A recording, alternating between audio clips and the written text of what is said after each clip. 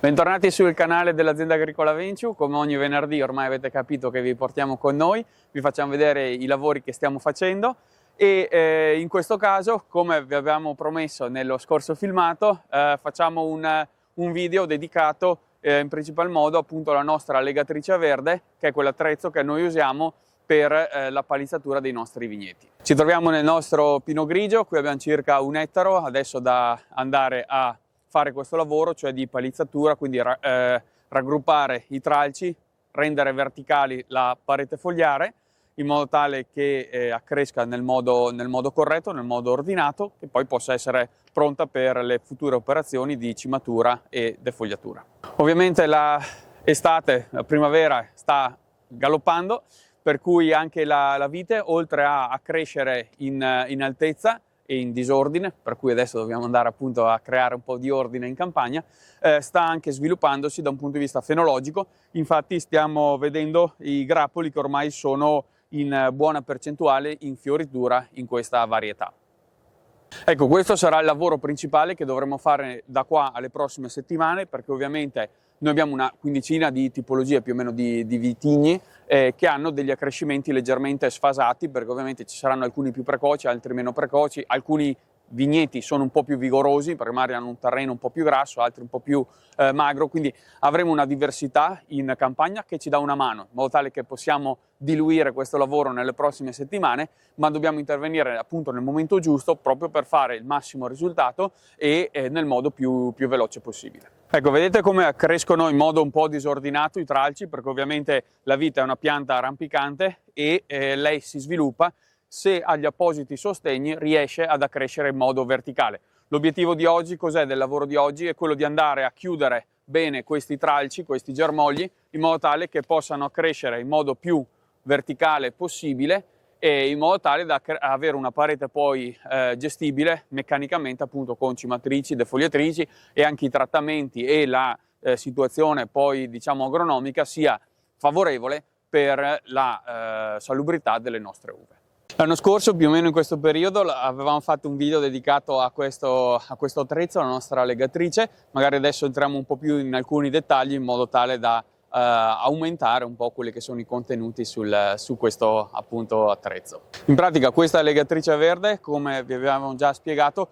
ha 2 organi principali: un organo che va a sollevare i tralci davanti appunto all'attrezzo stesso e un organo che serve per andare ad aggraffare, in modo tale che una volta che si vengono stesi i fili lungo il filare possano avere dei punti di aggraffaggio in modo tale da rimanere belli compatti vicino alla vegetazione. Ecco, questi sono i 2 nastri che ovviamente passano da una parte e dall'altra della parete fogliare, quindi facciamo un filare completo e servono, con queste diciamo protuberanze, servono per sollevare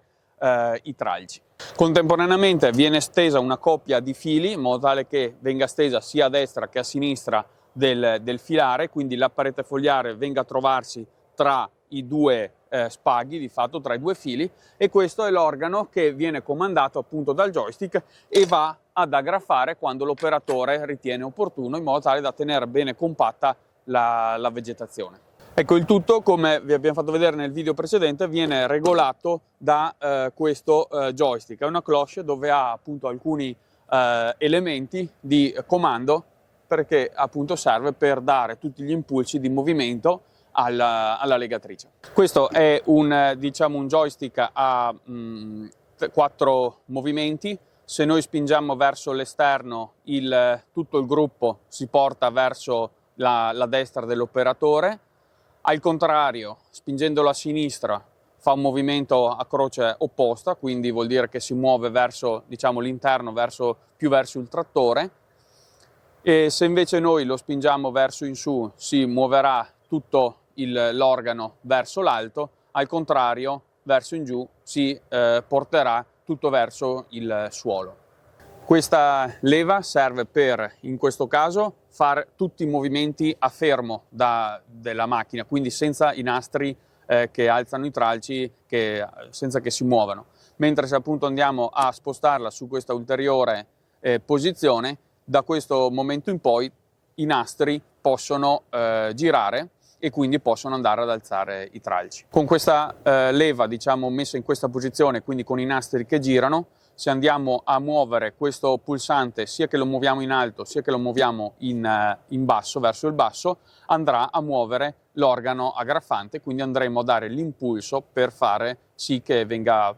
sparata fuori la graffetta. Infine questo pulsante serve per andare ad aprire tutto l'organo appunto che lavora, in modo tale da creare un po' più di invito a inizio del filare per prendere meglio, diciamo, il filare, allargare un po' la macchina in modo tale da aiutare l'operatore a inserirsi nel nuovo filare. Ovviamente questo non ha un compito all'interno delle funzionalità dei movimenti, ha all'interno un fusibile che ovviamente fa da protezione a tutta la parte elettrica, e questo è un sensore, diciamo una lampadina, che come in questo caso ci dà l'idea se appunto abbiamo elettricità oppure se c'è un guasto elettrico, che ovviamente non fa funzionare bene il macchinario. Per lavorare bene questa legatrice abbiamo visto che deve avere un perfetto bilanciamento tra quello che è l'asse, diciamo, del suolo e il piano verticale su cui appunto deve lavorare, quindi la parete fogliare deve essere molto ben bilanciata. Per fare questo, oltre per avere più sicurezza, abbiamo inserito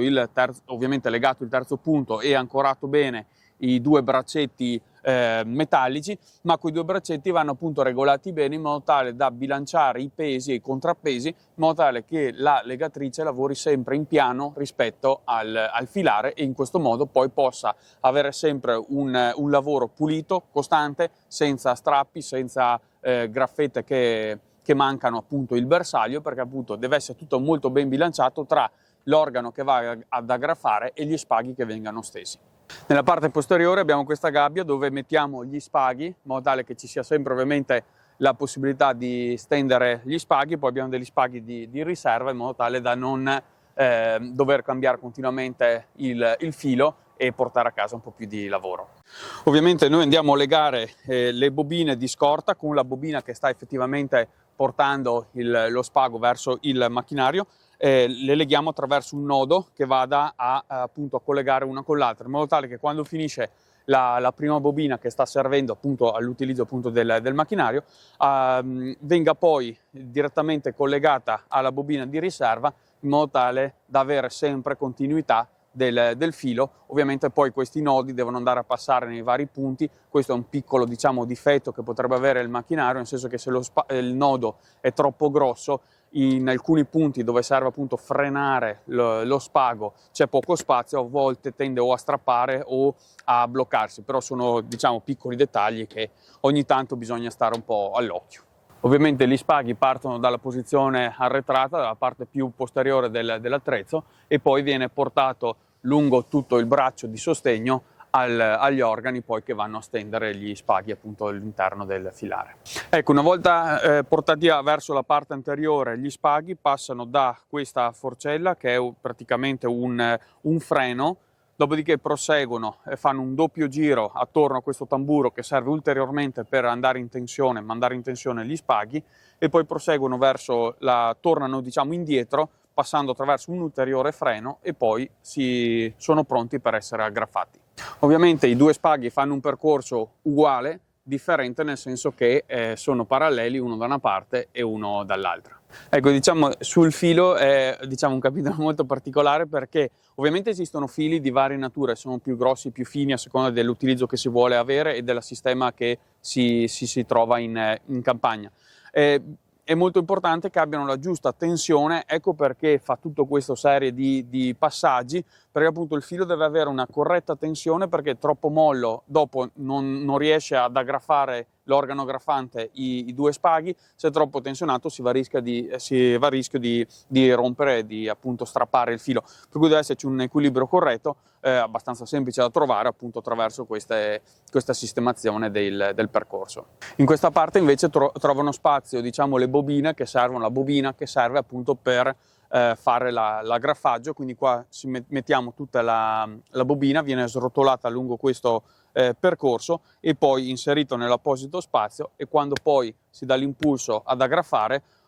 la singola graffetta viene sganciata da questa, diciamo, cartucciera, si potrebbe dire, e messa poi lungo gli spaghi. Ecco, ovviamente questa è la bobina che è pronta all'uso, che serve appunto per far funzionare il macchinario, mentre qua dietro noi abbiamo alloggiato tutte queste bobine, in questo caso vabbè sono solo 2, generalmente ne abbiamo anche di più, in modo tale che ce l'abbiamo sempre a portata di mano, quando finisce una andiamo a sostituirla in modo tale che poi siamo pronti a riprendere il lavoro. Ovviamente la decisione di dove mettere le graffe e quante metterle aspetta all'operatore, generalmente va messa in base un po' alla vigoria, in modo tale da tenere bene verticale la parete. Generalmente noi ne mettiamo ogni circa 2 metri qualcosa, una graffa che più o meno nella nostra idea, almeno nella nostra azienda, abbiamo visto che dà dei buoni risultati poi per appunto avere la parete fogliare organizzata in modo corretto.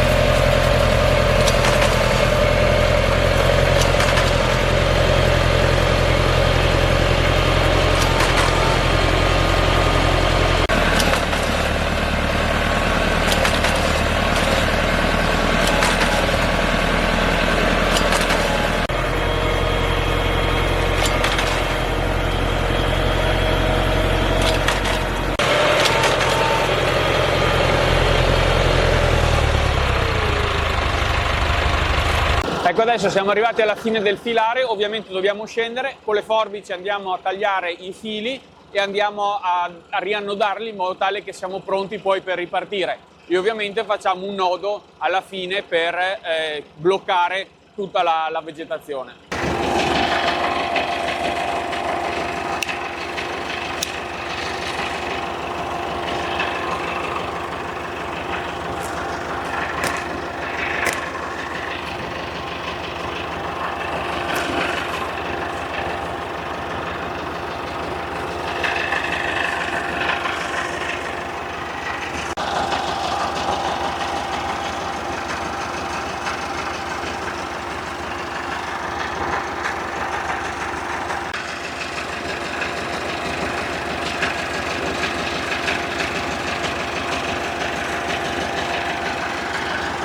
Ecco, adesso che abbiamo legato gli spaghi siamo pronti per ripartire con un nuovo filare e poi ogni volta dobbiamo appunto ripetere queste operazioni per ogni fine filare che è appunto dove arriviamo e poi ripartiremo. Ecco, in questo punto vogliamo farvi vedere un attimo come viene fuori il risultato finale, quindi una parete ovviamente più ordinata rispetto alla precedente, e qua abbiamo una graffa, qui ne abbiamo un'altra, insomma cerchiamo di distribuire, di stenderle in modo abbastanza equidistante. Ovviamente dove c'è un po' meno vegetazione la graffatrice funziona meglio perché ovviamente ha meno ingombro. L'obiettivo finale è quello appunto di ottenere una parete bella dritta, bella verticale, appunto, che dopo possiamo gestire meccanicamente con altri attrezzi come la cimatrice e la defogliatrice. Ecco, qua ovviamente si vede che dobbiamo ancora passare tutti questi germogli, andranno poi legati, e qua si vede bene la differenza tra una parete fogliare ancora da lavorare e invece una parete fogliare che abbiamo già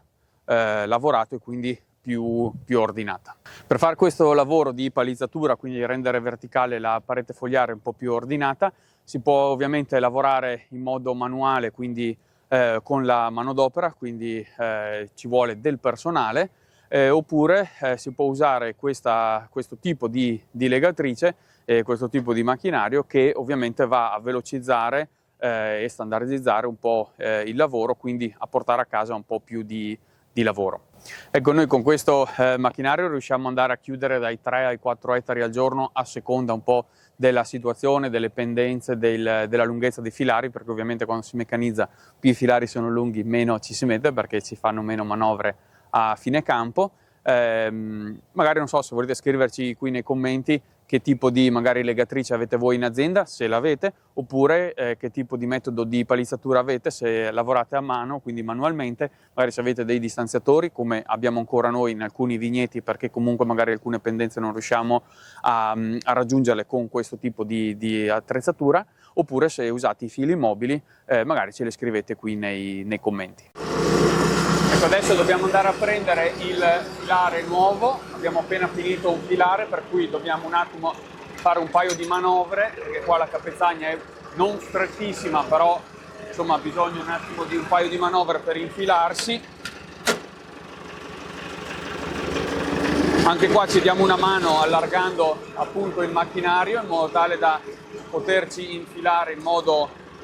corretto, andiamo a bilanciare gli spostamenti e una volta infilato siamo pronti a lavorare.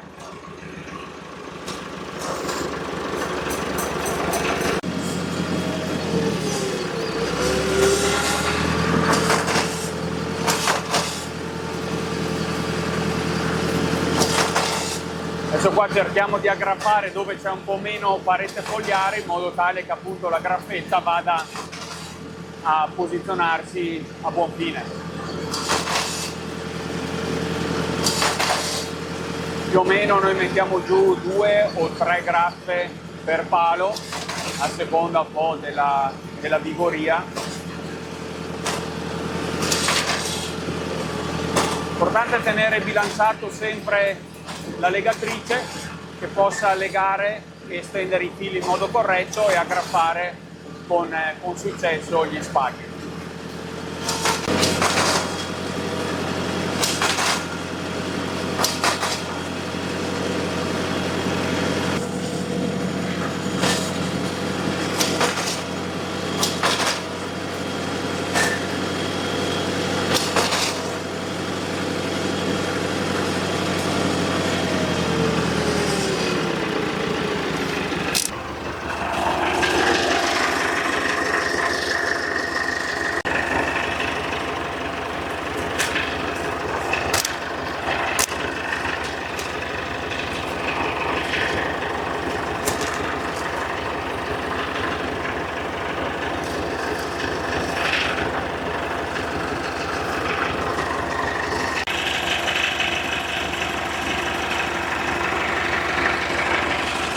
Ecco, ovviamente quando lo si usa tutto il giorno, essendo questo un'attrezzatura che non ha presa gardanica ma si muove tutto con l'olio del trattore, ci eravamo dimenticati prima di sottolineare che è presente un radiatore sempre legato vicino al telaio, insomma attaccato a una parte posteriore, che serve a un raffreddamento dell'olio, in modo tale che l'olio abbia sempre una corretta temperatura, non vada poi a danneggiare il trattore e non si vada a surriscaldare.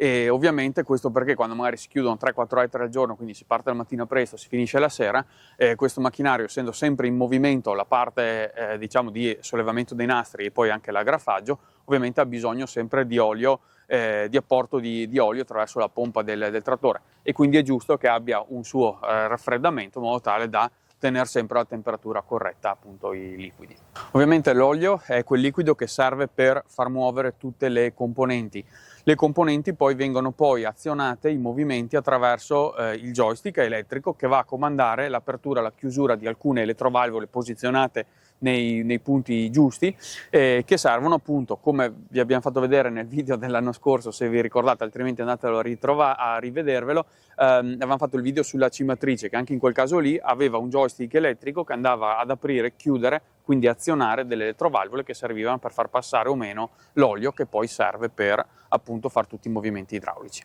Ecco, in questo punto sono posizionate la maggior parte delle elettrovalvole, che praticamente funzionano come un rubinetto comandato elettronicamente, quindi quando viene l'impulso dal circuito elettrico si apre o si chiude questo rubinetto e quindi fa passare oppure meno tutto l'afflusso di olio attraverso i tubi a cui sono collegate.